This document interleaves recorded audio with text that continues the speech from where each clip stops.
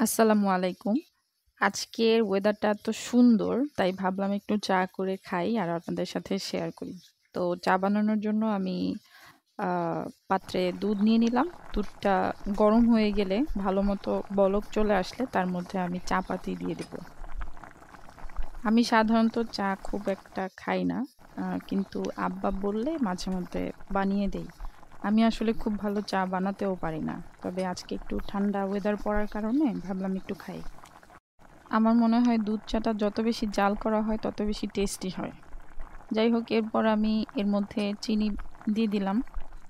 চিনির পরিমাণ আমার মা একটু মিষ্টি পছন্দ করে সেজন্য চিনিটা বেশিই দিলাম আমি। তারপর আর কিছুক্ষণ জাল করে নামিয়ে নেব।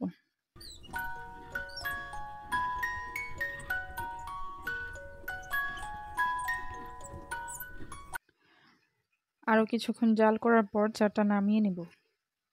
উপস! এরপর বৃষ্টি ভেজা সকালবেলায় বিস্কিটের সাথে গরম গরম চা। আহাহা! কি সুন্দর! খুব মজা। Thank you.